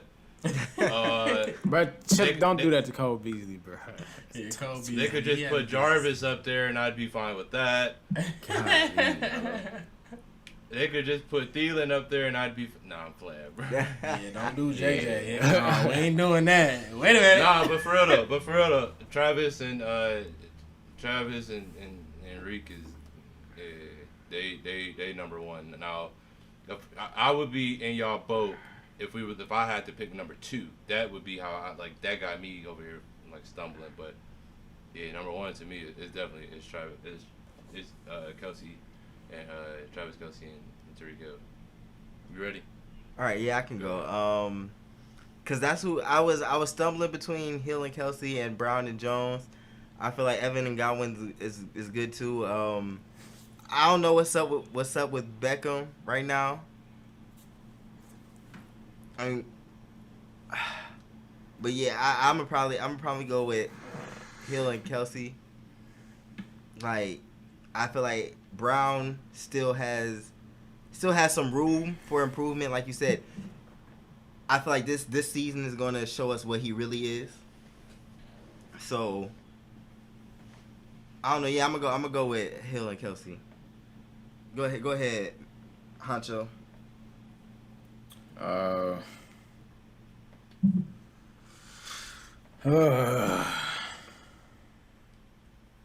This is tough, dog.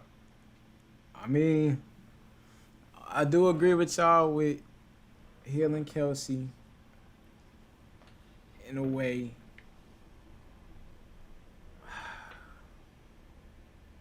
Is it bad that I'm noticing that all of these are two receivers and one of them is a receiver? I was waiting for somebody to say that. Because that was going to be a key to my answer.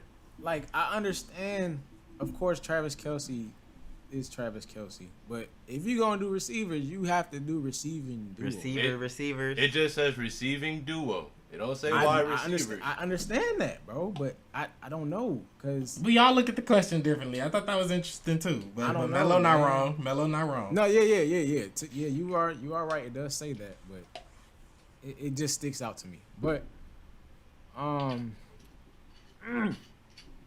honestly, bro, I'm gonna go against the grain. I'm gonna say. Say it, because I think we leaning towards the same. Yeah. Let's see if you're talking my language too, because I'm going against the grain too. I'm not going Hill and Kelsey either. I got. Say it. 'Cause we're on the same page. I feel it. Just say it. I don't think we are, bro. Okay, go for it. I think I'm gonna say it, and you're gonna be like, huh? Yeah, he probably gonna do that to me too. Can I pick like two? Go ahead. Go ahead. So although I will say Hill and Kelsey, my next two are Brown and Jones, and I don't rock with him, but Evans and Godwin, bro. Interesting. Those are my two. It's hard not to think about the quarterback in this situation. You got to think about the person that's throwing it to him. True. And just having Tom Brady back there, I can't deny Godwin and Evans. I just can't. It would be a totally different situation also for Hill and Kelsey if they didn't have Pat Mahomes. So just the fact that they have them and, you know, the person that's in charge of getting them the ball in the first place, it's hard for me not to think about that in the process of this. Yes, they still have to, you know, get open themselves and everything. They still have to catch the ball, but they still have to rely on a person throwing the ball. So it's hard for me not to put Godwin and Evans in there just because of who they got. Brown and Jones, it could be Julio Jones by himself, honestly, and I'm still gonna pick him because Julio just is who Julio is. Yeah, so them mine, you know, just to go against the grain a little bit. I feel like I know who like y'all thought I was finna pick, and I feel like I know who Jay's gonna pick too. Who Jay gonna Go ahead, pick? Jay. Go ahead, Jay. Okay, so Let me hold on. I think Jay, before you go, did y'all think I was gonna say the Cowboys? No, bro, I'm telling you, I thought. I honestly thought you was Wait gonna till go AJ and Julio. Okay. I didn't, bro. And I'm gonna tell you. Remember, I said that my number one was obvious, but my number two is really the one that made me think. After Jay go, I'm gonna tell you who my number two is before we get to the next tweet. Okay. Go ahead, All Jay. right. So I had to do some digging into the show.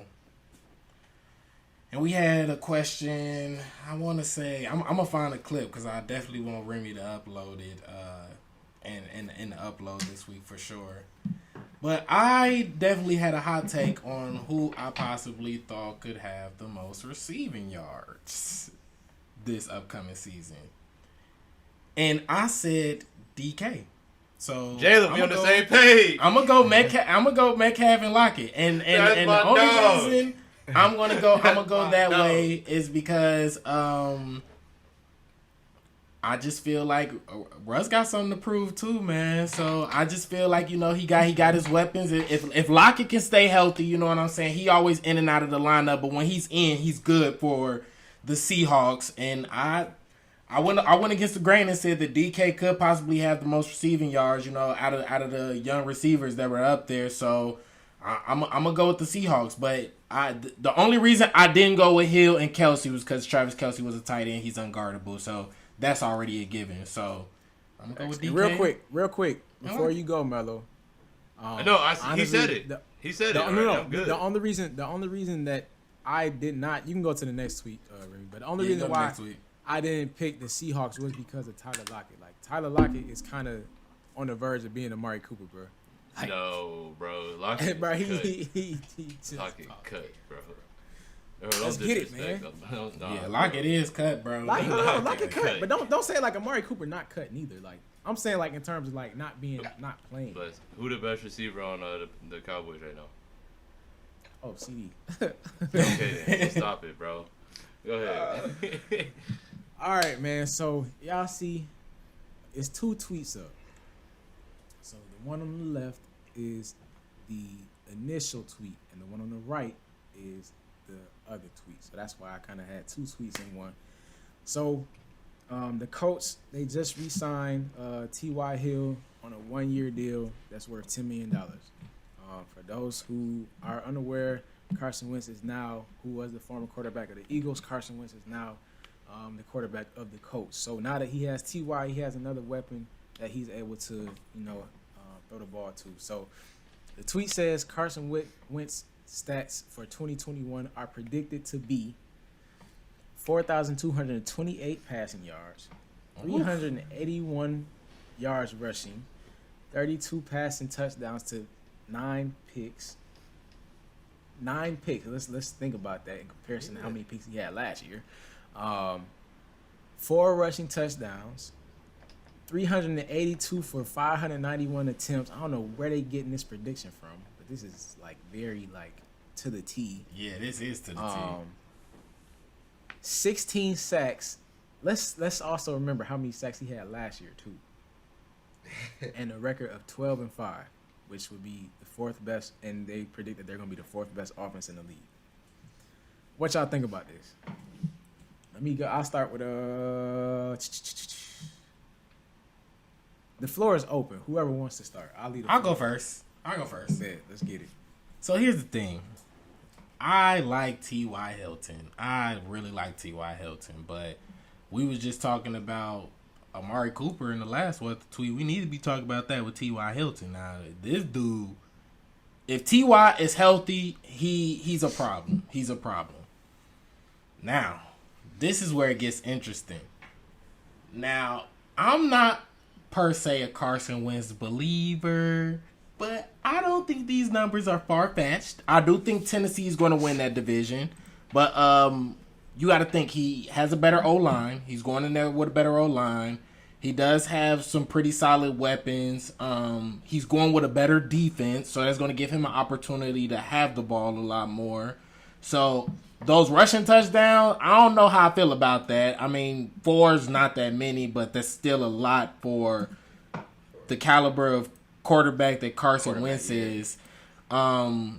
So honestly, that's the only reason why I don't feel these numbers are that far fetched off, man. The Colts have a good system, man. Like, I think we fail to talk about like even like the relevancy of the coach. You know what I'm saying? Like, even with them losing Peyton, they've always managed to stay competitive. You know what I'm saying? So I don't feel like Carson Wentz being there is bad for them, man. They've been looking for a quarterback. I don't think those.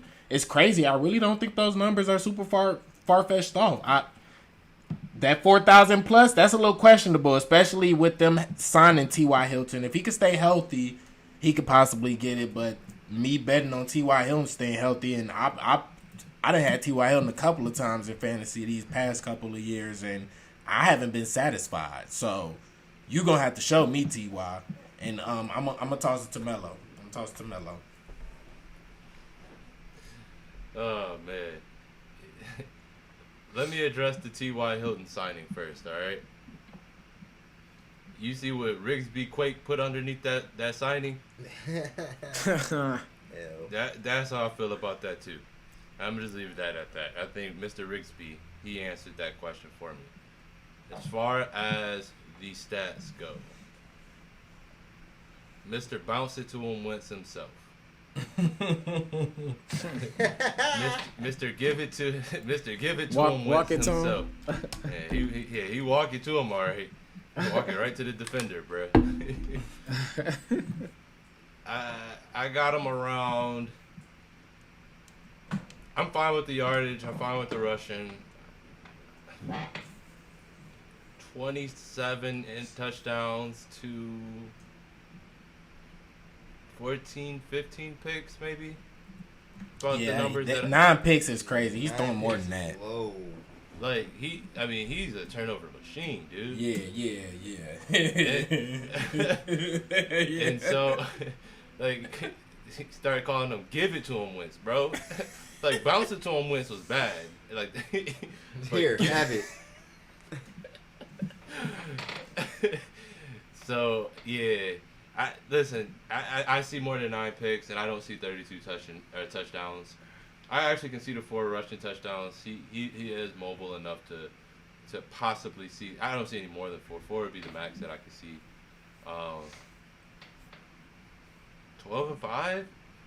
Yeah, I'm a little wary about that too, because you just said Titans was going 12-5. So yeah, that's maybe 11-6, 10-7 ish. Sounds more right to me, more accurate to me. They still don't have really a bona fide receiver. It's gonna be tough. The one thing that Carson Wentz does have going for him, and then I'll pass it to Lamp. You love it. I'll pass it to Lamp. Is this? He's back reunited with his old coach, right? yeah, So that is true. he'll have some familiarity from the time and I believe that was his coach during his best seasons with Philly. So right now, I mean, that's what we're banking on, is that all these numbers are just based off the fact that him and the coach are going to be on the same page again. That's the only reason, because it's not off of what he did last year. Mm-hmm. It ain't even off of what he did 2 years ago. Right. So I'll be interested to see, but this is a lot to live up to. Yeah, it definitely is. I'll make mine quick because I feel like y'all definitely hit it on the head. T.Y. Hilton, I feel like we got to see what condition he's in to see if this is an L or not. I'm leaning more towards L, but we'll definitely see. As these stats go, I'm definitely with y'all on more picks. Like, I can see 28 to like 16 picks. I could definitely see that. I don't know about the rushing touchdowns. Like you said, it could happen, but I also feel like he could be short of that. Like, I would give that 3 just to play it safe. completions, I see more of a 60%. So I don't know the math for that. Like y'all said, this is like really fine, like and like down to the T. Yeah, it's super specific. I also feel like he could probably. I also feel like he's going to get sacked more than 60 times. So I don't know, and I also see a record of, like you said, like 11-4. I feel like that's. I mean, 11-6. I feel like that's good. But yeah, I feel like you guys hit it definitely on the head. I feel like this is obtainable, but I feel like it's a lot to ask for. It's a reach right now. It's a lot. It's definitely a to ask reach. for. Yeah, facts. It can happen, but we're relying on a lot of ifs. Exactly. So, go ahead, Huncho. So, like Jay said, I'm somebody that's not a big Carson Wentz fan either. I never really have been. And to y'all point, this is pretty far fetched. With them adding an extra game, also saying that last year the Colts went 11-5. So to add an extra game on and get a new quarterback and trying to find a new system with all of that said, I don't see them going 12-5. As far as Carson Wentz and these stats themselves, you're taking Carson Wentz from being, and granted he did get injured last year, but he still played 12 games. You're taking from him from going from about 2,000 and something yards to 4,228, which would put him up to like top 10 in the league in terms of leading in passing yards. That's a big step. Granted, as far as the sacks go, Carson Wentz got sacked 50 times last year. Yeah, which to kind of, have show some grace towards the Eagles and their line. The Eagles' line was not terrible. The only reason they were rated so low is because of the amount of sacks that they gave up. Carson Wentz average seconds per sack time was like 3 seconds and almost 4 seconds, bro, which is a lot of time in the pocket. So that's not even saying like, oh, we're not blocking. That's not the case. You're just not making the right decisions. And you're thinking too much, you're overthinking, you're not getting the ball out when it needs to be. At that point, it's not on the line, it's on the quarterback. Will I give some, say that the line probably messed up some stuff? Of course, but you can't just blame them every single time. So some of this does lie on you. So from him going from 50 sacks to 16, that's a stretch also. Because you're still asking him to make these decisions as a quarterback. I still got to see him do that. As far as the interceptions go, too, like, we already know this is a turnover machine. Like Melo said, walk it to him, bounce it to him. However you got to do it, defense going to end up getting it some kind of way. So 9 picks, that's a little low for Mr. Bounce it to him. So I don't know, man. And fourth best offense, that's a stretch too, man. It's a stretch, bro. Like, I don't know. Who's their top receiver? They don't have one. I mean, obviously they brought back Ty, but I know they got Pittman from SC. But he's still trying to find his identity. He's not. So I mean, if they're able to, honestly, and I'll say this: if Pittman's able to, I guess, quote unquote, establish himself as, that next receiver for the Colts, I will say it might be a chance because you still got to deal with Ty being in and out. Like Jay said, when Ty is in the game, he's great, but when he's not playing, you're dealing with that. It's too much going on. So I don't know, man. We'll see. But as far as these stats, I don't see. I feel like they'll probably end up going. Honestly, I'll probably give them about 9-8, or maybe like 10-7. But 12-5, that's high. You're adding the game, which that's gonna make a big difference that people don't even understand. Like, that extra game is gonna add a lot. It's gonna add way more than you think. It's I'm gonna not a have way fan more of it. than- Maybe they Yeah, I'm thought not they either. got. Maybe they thought they got. They got my man's back, Ooh. Andrew Luck. Hey, He seen the But- 2 and but- thought that was 12. also, just to go back, I can't remember. I think either Melo or Jay said it, but you know, just as far as the Colts, just with them, I will tip my hat off to them because with them losing Peyton Manning, you know, they have been able to kind of keep their team in a good stride. So, you know, with Carson Wentz being back with one of his old coaches, you know, maybe, who knows, maybe they are able to somewhat achieve some of these feats that are said in this tweet. So, who knows, man? Who knows? We'll see. We'll see what happens. It's gonna be an interesting season coming up. So I'm really excited. I'm excited for football too. Bring on the football. Yes, sir. Let's go. Well, yeah, man. That concludes what the tweet, and y'all already know what time it is. It's time for our shout out. So Shout out. Kick us off, Huncho. Go ahead, kick us off, man. Oh, me? Yeah, man. Man. Shout out to y'all boys, man. Shout out to my dogs, man. Appreciate y'all boys. Except me. Bro. Especially you. Started, Keep bro. signing. Nah, bro. We can't do that. We can't do that. Hey, man. Y'all keep signing. Keep doing y'all thing, man. Shout out to Jay-Tay for everything he's doing. I believe you just got some big opportunities coming your way. So shout out to you. Shout out to Appreciate you, D-Lamp, bro. you know what I'm saying? Frequent Flyers. I think y'all got a show coming up. So make sure y'all tap in with them. Shout out to Melo. Doing everything you doing, all the great things you doing, bro. Shout out to Aaliyah Cherry Photography. If y'all not with her, get with her, man. Get your headshots in, whatever you need, photography-wise. She got you. Won't let you down. Shout out to, you know, Norris Vision. If y'all need some videography work or anything done, man, let me know. Everything's going great. You know, business is taking off, so just trying to stay focused, trying to keep elevating, man. Shout out to the viewers. Shout out to Flyyr Pop, Remy. Hey, man. Shout out to y'all, man. That's all I got. Jay-Tay, what you got? All the praise goes to the Most High. Thank you, God. Jesus Christ, my Savior, man. Like Huncho said, just been receiving. Honestly, just changing my mental, changing my energy to surround myself around more positivity.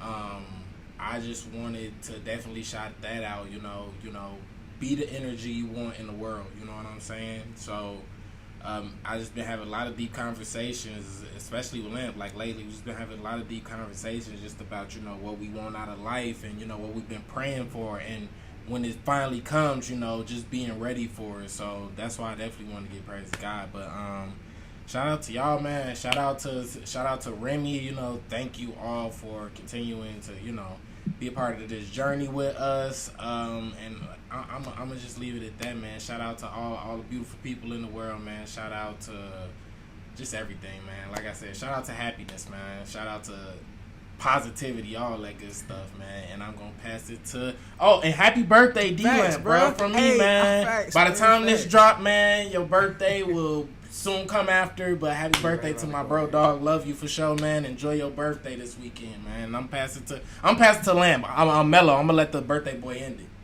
Facts, real quick, man, because I ain't said in my shout outs, man, but shout out to the GOAT, man, himself, man. Shout out to D-Lamp for your birthday, man.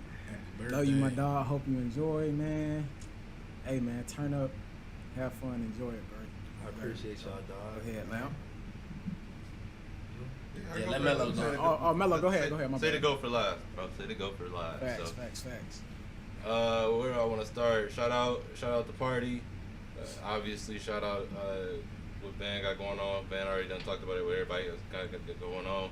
Jay, we gotta talk. I didn't realize that you into energy, bro. I'm big into that, bro. I really done started, connecting myself and being more mindful of my energy. So we gotta talk outside of this. We definitely Yes, gotta sir. chop it up on that tip. I know we talk a lot of sports and stuff. We gotta talk about that though. That's some real Yes, life sir. stuff. So definitely shout out Jayla for that. Shout out positivity. Shout out controlling your energy, watching your energy, and being mindful of your energy. Aaliyah Cherry, be safe. She's on the flight right now. Hopefully she'll be landing soon, safe and sound. Shout out Aaliyah Cherry Photography, obviously. Flyyr Pop. Shout out to Flyer Dope. Pop. You already know who it is. Remy the God. You already know.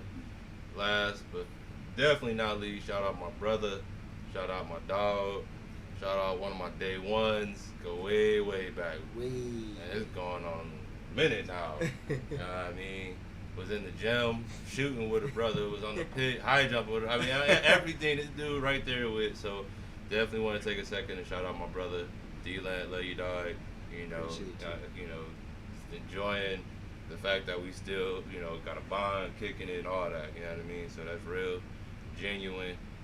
Definitely, proud of what we got going on, and definitely, the vision. You was one of the people that definitely was, pushing this vision. So, Facts. like I said, Facts. continue to grind, continue to go and get whatever, meant for you. You know what I mean? Shout out frequent Flyers. Yes, sir. I definitely appreciate y'all boys. That's why y'all my brothers, man. For real, much love. Like Jalen said, shout out to the Most High. I appreciate God for letting me see another year. This will be coming out on Sunday. My birthday will be on Tuesday, the Tuesday after. So yeah, I'm just glad I'm able to see another birthday, because there's many people that don't get to make it to the age of 28. So thank God, thank the man above for that. But like I said, thank y'all boys. I appreciate y'all.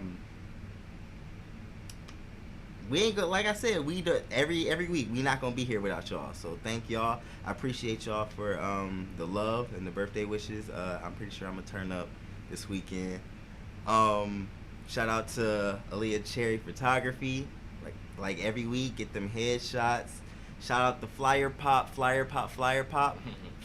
Gaming. Like I said, y'all go check that stuff out, man. Tune in. Y'all already know what's up. Shout out Venor Designs. Shout out my boy Jalen. Got a big job opportunity coming through. Yes, So Lord. much. It's so much to be thankful for. We're all blessed, and we're blessed to have people actually tuning in and watching or listening to what we have to say. So once again, shout out to everybody who's tuned in and listening right Love now. y'all, man. We love y'all. For Thank sure. This is like, we not Thank you. doing this without y'all. So Right. appreciate y'all boys for the birthday wishes. Well, not to say I can't wait, but I'm